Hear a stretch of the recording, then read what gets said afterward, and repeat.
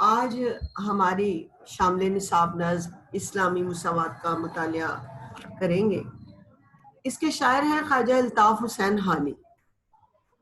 خواجہ الطاف حسین حالی اردو کے اولین قومی شاعر ہیں، اور یہ سر سید احمد خان کی اصلاحی تحریک کے سب سے بڑے فعال رکن کارکن بھی تھے، اور قدرت کی طرف سے ایک درد مند دل اور رچا ہوا مذاق شعر و سخن لے کر آئے۔ انہوں نے ایک طرف تو ادب اور شعر کے مذاق کو سنوارنے کی کوشش کی، تو دوسری طرف مسلمانوں کے دلوں میں حمیت کا جذبہ پیدا کیا۔ ان کا سب سے بڑا کارنامہ ان کی مشہور طویل نظم مد و جزر اسلام ہے۔ آ رہی ہے آپ لوگوں کو؟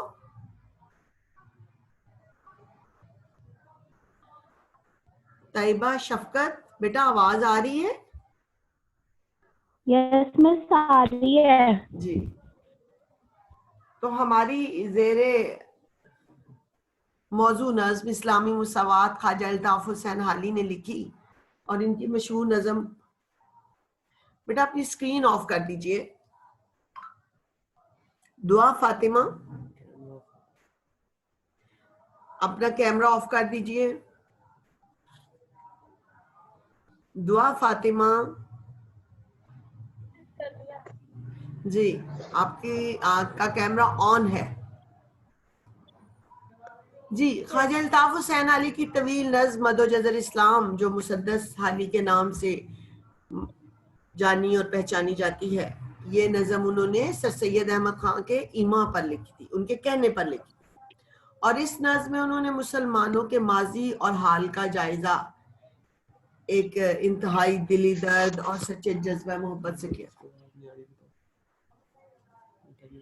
جی، روبیہ بٹ، بیٹا آپ کو آواز کیوں نہیں آ رہی؟ آپ لیفٹ کر کے دوبارہ جوائن کیجئے۔ روبیہ بٹ،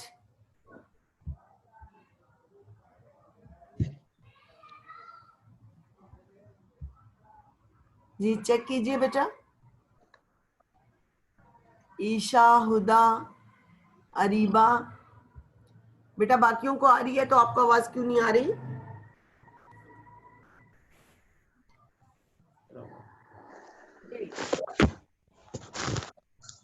الطاف حسین حالی کی اس نظم میں انہوں نے مسلمانوں کے ماضی اور حال کا جائزہ لیا ہے، اور ایسے دلی درد اور سچے جذبہ محبت سے لیا کہ اس سے قوم کے ذہنوں میں ایک انقلاب پیدا ہو۔ اس لیے خود سر سید احمد خان نے مسدس کو اپنے لیے توشہ آخرت اور ذریعہ نجات قرار دیا۔ اس ہمارے نصاب میں اس کے 5 بند تقریباً شامل ہے، اور انہوں نے بتایا کہ جب کسی قوم کا زوال شروع ہوتا ہے تو پہلے اس کا طبقہ عمرہ میں بگاڑ پیدا ہوتا ہے، جو اس خداوندی حکم کو فراموش کر دیتا ہے کہ سب انسان اللہ کے بندے ہیں۔ حید کے اعتبار سے یہ نظم مسدس ترقیب بند ہے، مسدس 6 کو کہتے ہیں، جس کے ہر بند کے پہلے 4 مصرے آپس میں ہم قافیہ ہیں، اور آخری 2 مصرے ان سے الگ آپس میں ہم۔ یہ دیکھیے ہمارے سامنے پہلا بند ہے، پہلے 4 مصروں کا قافیہ ایک ہے اور اگلے 2 مصروں کا قافیہ ایک ہے۔ مثلا الٹا ہے دفتر، پہلے تونگر نہ جوہر ان کا۔ کسی قوم کا جب الٹا ہے دفتر تو ہوتے ہیں مسخ ان میں پہلے تونگ، کمال ان میں رہتے ہیں باقی نہ جوہر، نہ عقل ان کی ہادی نہ دی ان کا رہنا، نہ دنیا میں ذلت نہ عزت کی پرواہ نہ بیٹا مائک سو کیجیے۔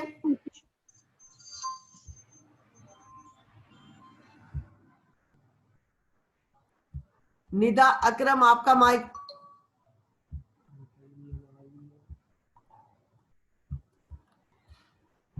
نہ عقل ان کی ہادی نہ دی ان کا رہبر، نہ دنیا میں عزت نہ ذلت کی پرواہ، نہ عقبیٰ میں دوزخ نہ جنت کی پرواہ۔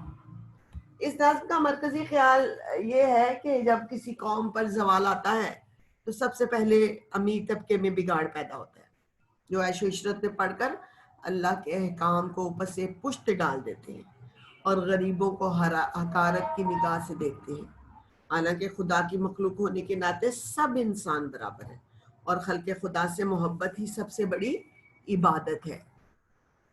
پوری نظم کو دیکھیں تو مسلمانوں کے زوال کے اسباب، ان کی عیش کی زندگی میں پڑنا اور غریبوں کو اپنے برابر نہ سمجھنا، کسی کے ساتھ راہ و رسم کے بھی روادار نہیں ہوتے۔ حالانکہ قرآن مجید کا پہلا سبق یہ ہے کہ سب مخلوق خدا ہے اور خلق خدا سے محبت ہی سب سے بڑی عبادت ہے اور اللہ کی خوشنودی حاصل کرنے کا سب سے بڑا ذریعہ ہے۔ حقیقی معنوں میں عبادت اور دین اور ایمان تو اسی کا نام ہے کہ انسان اس دنیا میں دوسرے انسانوں کے کام آئے۔ اب ہم اگر پہلے بند کو دیکھیں تو ہمیں اس بند میں شاعر بتاتا ہے کہ کوئی قوم جب تباہ ہوتی ہے تو سب سے پہلے اس کے امیر لوگوں کا، تونگر امیر لوگ جو ہوتے ہیں وہ تباہ و برباد ہوتے ہیں، مسخ ہوتے ہیں، بگڑتے ہیں، شکل تبدیل ہو جاتی ہے۔ جوہر خوبیاں، ہادی، رہنما، راہبر، راستہ دکھانے والا اور رقبہ آخرت، یعنی ان میں کوئی خوبی، کوئی جوہر باقی نہیں رہتا۔ نہ ان کو دنیا میں عزت ملتی ہے اور نہ ہی ان کو آخرت میں عزت ملتی ہے، نہ آخرت میں ان کا ٹھکانہ ہوتا ہے۔ وہ ہر چیز کو عقل و دانش کی کسوٹی پر پرکھتے ہیں، احکام خداوندی سے دور ہو جاتے ہیں، انہیں دینی اقدار سے کوئی رغبت نہیں رہتی۔ ایسے میں ان کی فطری قابلیتوں کو زنگ لگ جاتا ہے اور ان کی جو طبعی صلاحیتیں ہیں دولت کی گھٹن کی نظر ہو جاتی ہے اور ان کے جوہر اصلی ان کی نفس پرستی کی بھین چڑھ جاتے ہیں۔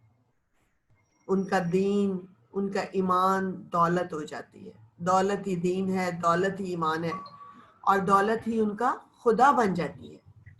انہیں نہ معاشرے میں اپنی عزت اور ذلت کا کچھ خیال رہتا ہے اور نہ وہ کوئی کام کرتے ہوئے آخرت میں جنت کی جزا اور دوزخ کی سزا کے حوالے سے کچھ سوچنے اور غور کرنے کی زحمت گوارا کرتے ہیں۔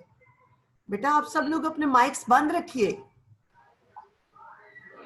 باقی بچے ڈسٹرب ہوتے ہیں۔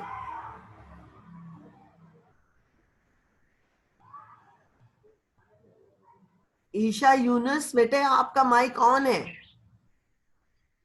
1309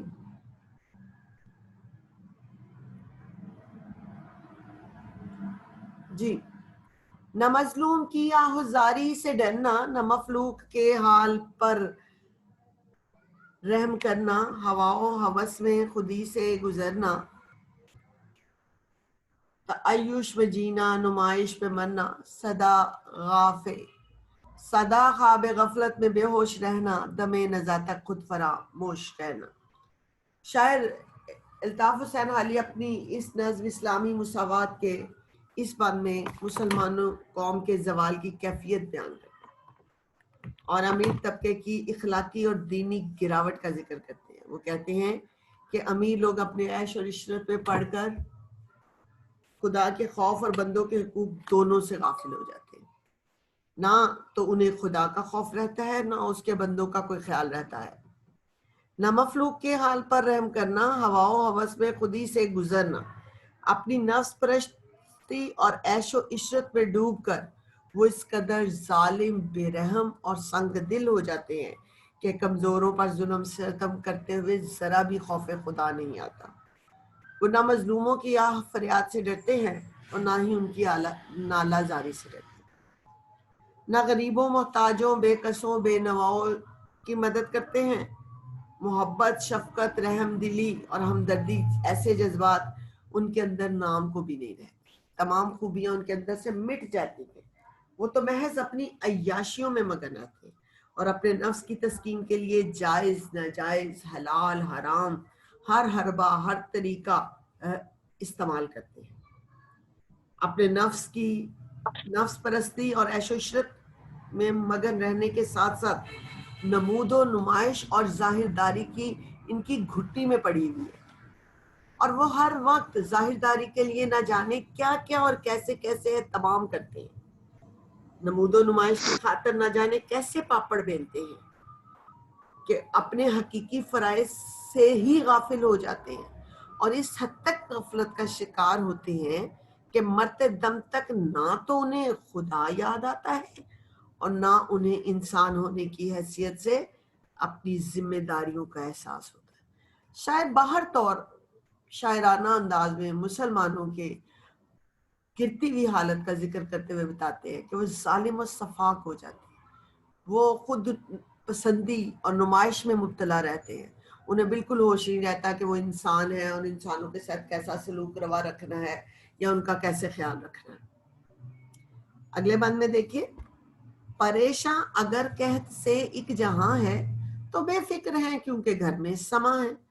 سما کے معنی ہے سامان، ضرورت کی چیزیں، کہ اگر پوری دنیا پورا زمانہ پریشان ہے، لوگوں کے پاس کھانے، یعنی ان کے ایک زوال کی وجہ تھی کہ پہلے عمرہ کا طبقہ بگڑتا ہے، وہ خدا کے احکامات سے دور ہو جاتے ہیں، وہ ظالم بن جاتے ہیں، اور ایک ان کی قسم یہ ہے کہ مسلمانوں کا امیر اور جو باوسیلہ طبقہ ہے وہ اس حد تک خود غرض اور دل اور سخت ہو جاتا ہے کہ اسے اپنے علاوہ کسی دوسرے کی حالت کی خبر بھی نہیں رہتی۔ انہیں اپنی زندگی کے پتہ اگر خوشیاں، مسرتیں، عیاشیاں ان میں غرق ہو جاتے ہیں کہ بے حسی کے اس مقام تک جا پہنچتے ہیں کہ انہیں اپنے ناک سے آگے کی کوئی چیز نظر ہی نہ آئے، پھر زوال اور انحطاط کو نہیں روکا جا سکتا۔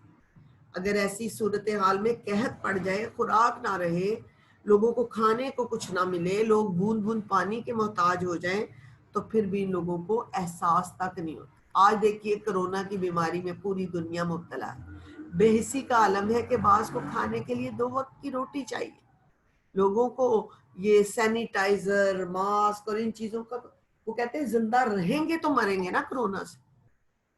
بے حسی ہے، بے حسی کا یہ درد ان کے سینوں میں وہ بالکل نہیں جھنجھوڑتا، وہ لوگوں کا خیال نہیں رکھتے، ان کے گھروں میں تو ضرورت کی ہر شے میسر ہے، وہ عام لوگوں کو روٹی کی جگہ کیک کھانے کا مشورہ دیتے ہیں۔ اگر غریب رہتا کہتا ہے کہ کھانے کو روٹی نہیں ملتی تو وہ کہتے ہیں روٹی کو کھانی ہے، کیک کھاؤ۔ بات یہ ہے کہ بے حسی کی اعلیٰ عرفہ مقام تک پہنچ جاتے ہیں، عملی طور پر ان کی کوئی مدد نہیں کرتے، یہ باتیں، یہ تقریریں کر سکتے ہیں۔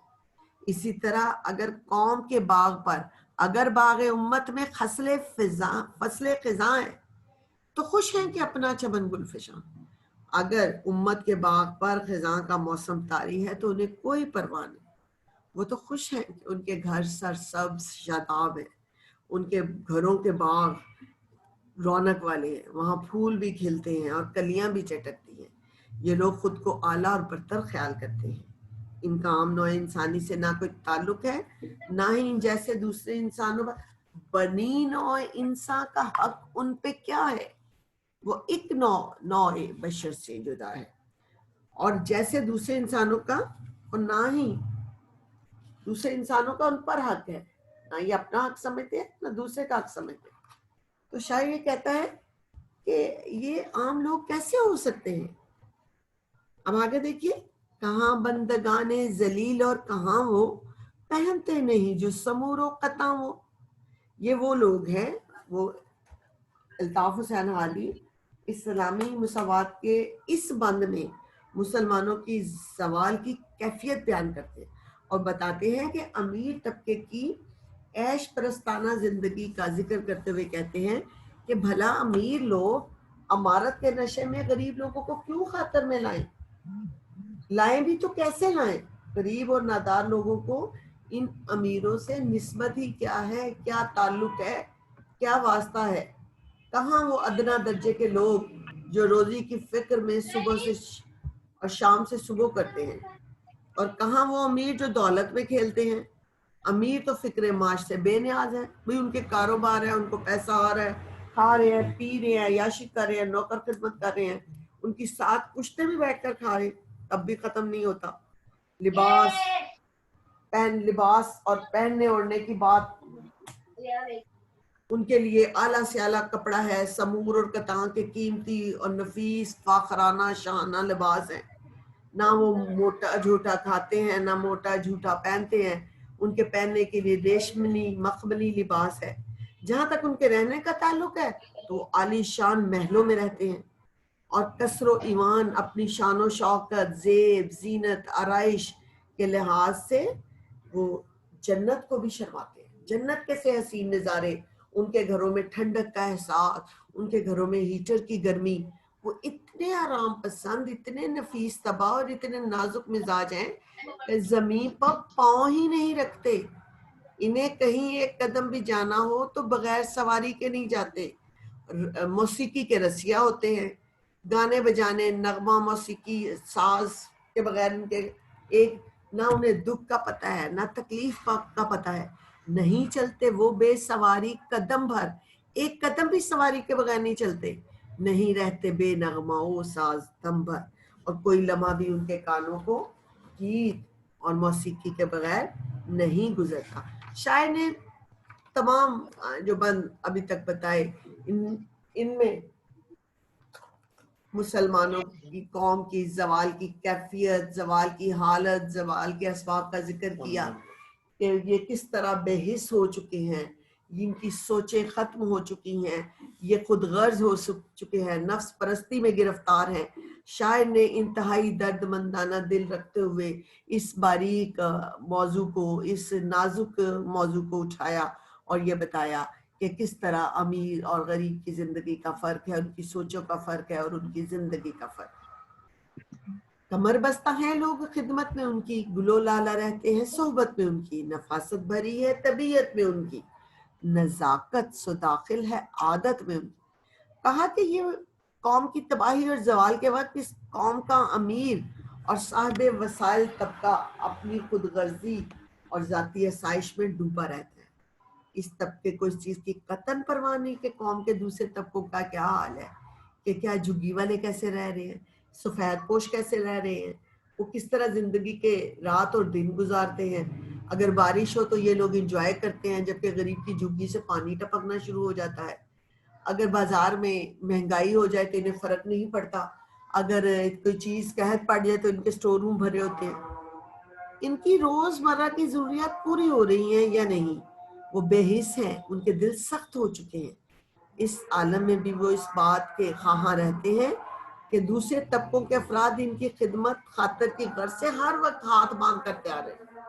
ان کو ہر وقت خدمت کے وقت لوگ چاہیے.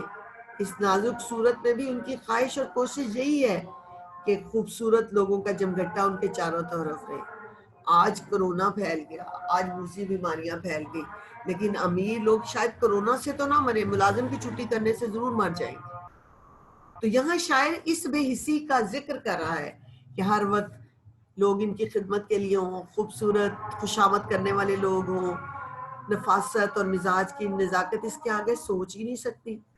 ان کے لیے جو مکوی طاقت والی اور تفریح والی دوائیں ہیں، ان میں مشک، عنبر، زعفران، کستوری جیسے خوشبودار اجزاء شامل ہوتے ہیں. غریب اگر دوائی بھی کھاتا ہے تو وہ کڑوی ہوتی ہے، ان کی دوائیوں میں فلیور ملے ہوتے ہیں، اور وہ اپنے لباس پر خوشبوئیں اور عطر کا بے دریغ استعمال کرتے ہیں. گویا اس نازک اور چشم کشا حالات میں بھی ان کی ذہنی، فکری، نفسیاتی اور جسمانی عیاشیاں لگام نہیں پاتی. یہ ہر لحاظ سے عیش و عشرت میں پڑے ہیں، اور وہ زوال اور انحطاط کے آہستہ رو مگر حتمی عمل سے یا تو جان بوجھ کر غافل رہتے ہیں یا اس کا سامنا کرنے سے گھبراتے ہیں. ان کے دوائیں، ان کی خوراک، ان کی پوشاک خوشبوؤں میں رچی بسی رہتی ہے. یہ ہو سکتے ہیں ان کے ہم جنس کیوں کر، نہیں چین جن کو زمانے سے دم بھر. سواری کو گھوڑا نہ خدمت کو نوکر، نہ رہنے کو گھر اور نہ سونے کو بستر، پہننے کو کپڑا نہ کھانے کو روٹی، جو تدبیر الٹی تو تقدیر کھوٹی. شاعر کہتے ہیں، خواجہ الطاف حسین علی اپنی نظم اسلامی مساوات کے اس بند میں مسلمانوں کے قوم کے زوال کی کیفیت بیان کرتے ہیں اور کہتے ہیں کہ امیر طبقے کی عیش پرستانہ زندگی اور نفس پرستانہ اپنے نفس کی خواہشوں کو پورا کرنا وہ اس طرح کرتے ہیں کہ بھلا امیر لوگ جن کی زندگی کا رنگ ہی دولت کا رنگ ہو، اور جو بڑے ٹھاٹ پاٹ سے شان و شوکت سے دن اور رات عیش و عشرت میں گزارتے ہیں، وہ ان غریب اور مفلس، نادار اور اپنے جیسے لوگوں کے ساتھ برابری کا سلوک کیسے کر سکتے ہیں؟ وہ کیسے سمجھ سکتے ہیں کہ نوکر ہمارے برابر ہے؟ وہ کیسے وہی قیمتی برانڈڈ لباس اپنے ملازم کے لیے خرید سکتے ہیں جنہیں زمانے کے ہاتھوں دم بھر کے لیے چین نصیب نہیں. کبھی کٹی پارٹیاں ہیں، کبھی شاپنگ ہے، کبھی گیٹ ٹوگیدر ہے. جنہیں پہننے کے لیے کپڑا اور کھانے کے لیے روٹی بھی نصیب نہ ہو، ان کے بارے میں یہ لوگ نہیں سوچ سکے جو ایسے مصیبت زدہ تہی دامن بدقسمت واقع ہوئے ہیں کہ اپنے حالات کو سدھارنے کی جو بھی تدبیر کرتے ہیں وہ الٹی ہو جاتی ہے. غریب جب کوئی کام کرتا ہے، اگر وہ تدبیر کرتے ہیں تو تقدیر اس کو کھوٹا کر دیتی ہے. وہ لاکھ کوشش کرے تب بھی ان کی مخلوق الحالی خوشحالی میں نہیں بدل سکتی. بھلا عیش و عشرت میں ڈوبے ہوئے امیر لوگ ان غم اور افلاس کے مارے ہوئے غریب لوگوں کو اپنے برابر سمجھیں تو کیسے سمجھیں؟ وہ تو اپنے کبر و غرور، نشہ مارت اور دولت میں سب کچھ بھولے ہوئے ہیں. شاعر نے ایک ایک بات میں، ایک ایک بند میں مسلمان قوم کے انحطاط اور زوال کے منظر کشی کی.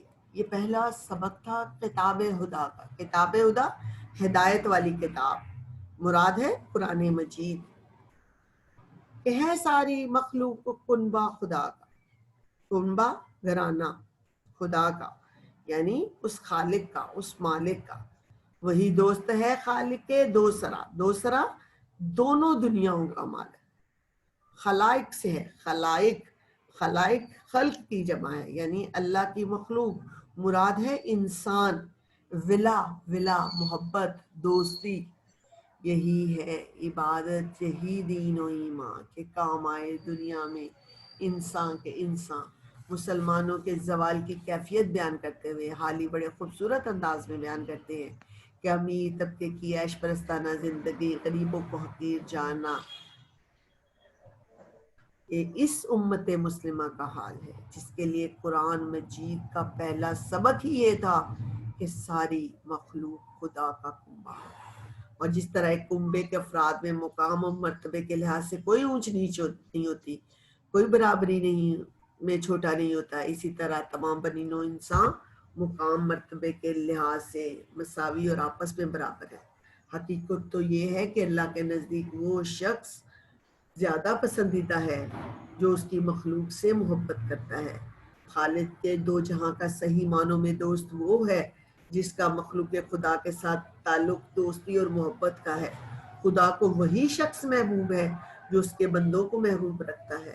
اور یہ ہمیں الخلق ویا للہ فحب الخلق اللہ من احسن الیہ، یعنی مخلوق اللہ کا کنبہ ہے، پس لوگوں میں سے اللہ کو وہی پسند ہے جو اس کے کنبے سے حسن سلوک روا رکھے.